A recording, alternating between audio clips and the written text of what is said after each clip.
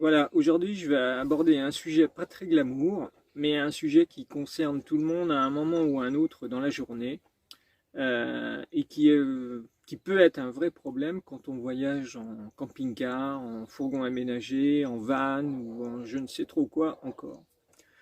Ce sujet, c'est celui du pipi-caca. 100% des cas, les véhicules aménagés sont équipés de toilettes chimiques.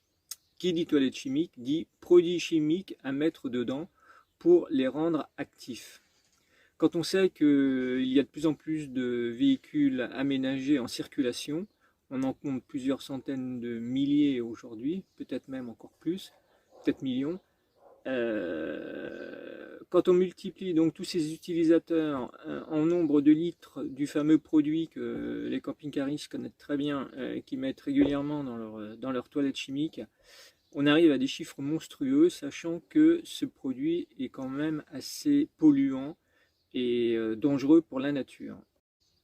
Dans la plupart des cas, les gens sont respectueux de l'environnement et vident leurs cassettes dans les endroits dédiés à cet effet, mais j'en ai vu un certain nombre faire autrement, c'est-à-dire vider leur merde dans la nature. Et là, effectivement, c'est très polluant. Donc le fourgon aménagé que j'ai aujourd'hui, ça va faire 2 ans que je l'ai. Il est équipé de toilettes chimiques, mais je ne les ai jamais utilisées. Donc j'utilise un système de toilettes sèches. Aujourd'hui, c'est un petit peu à la MacGyver, hein, mais ça fonctionne très bien. Mais j'envisage de remplacer les toilettes actuelles par un système un petit peu plus performant que mon système à la MacGyver. D'ailleurs, si vous avez des idées ou si certains ont déjà équipé leur véhicule d'un système de toilettes sèches, ça m'intéresse de savoir comment ils ont fait parce que j'avoue que je tourne un petit peu en rond et je ne sais pas trop par quel bout m'y prendre. Donc dans un premier temps, je vais vous montrer, enfin je vais montrer à tous ceux qui ne savent pas comment fonctionnent les toilettes chimiques dans un fourgon aménagé ou un camping-car. Je vais vous montrer ça. Et puis dans un deuxième temps, je vais vous montrer comment moi je fais pour ne pas les utiliser. Donc voilà l'accès à la soute dans laquelle est rangée la cassette des toilettes. Je vais ouvrir, si j'y arrive. J'ai tellement pas l'habitude. Voilà. Donc à l'intérieur, il y a la cassette qui permet de recueillir tout ce que vous envoyez depuis le siège dans le fourgon. Ça, non, ça c'est ma sonde pour ma station météo, ça n'a rien à voir.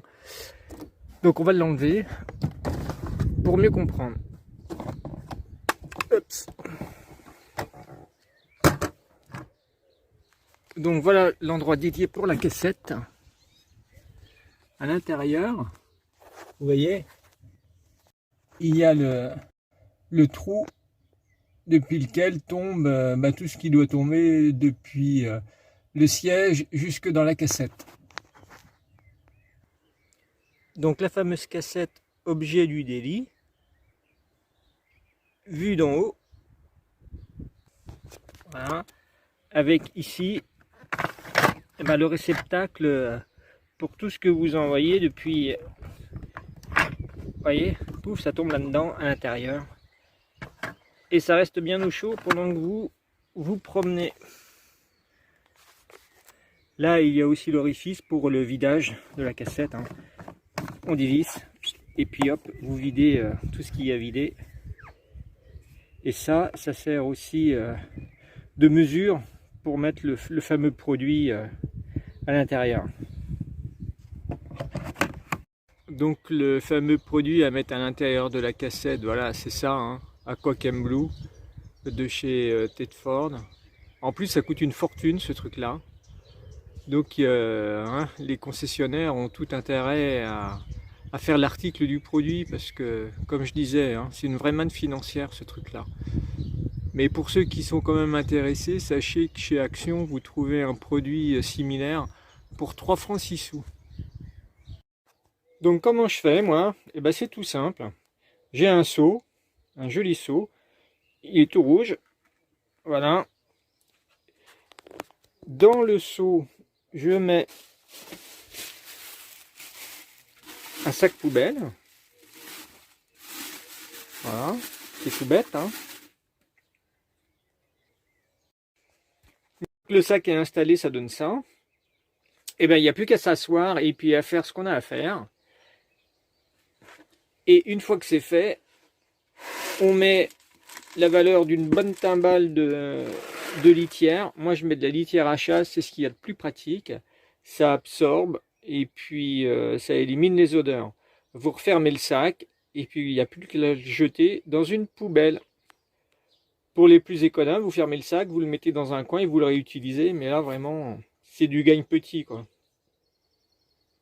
Bien, vidéo pas très glamour, hein, je le conçois, mais il était important pour moi de traiter ce sujet parce que je vous assure, quand on voyage un petit peu, quand on bourlingue à droite à gauche, on voit le comportement de certains, je dis bien de certains, hein, c'est pas la majorité, heureusement, qui se comportent vraiment comme des gros porcs, qui vidangent leurs eaux grises, leurs cassettes, comme je disais dans la vidéo, toujours n'importe où, n'importe comment, aucun respect pour rien. Donc, changez s'il vous plaît et tout ira bien et tout le monde sera bien accepté, ce qui n'est pas forcément le cas aujourd'hui. Donc j'essaierai de trouver un sujet un petit peu plus sympathique dans une prochaine vidéo, mais je réitère aussi ce que je disais toujours à l'intérieur de cette vidéo.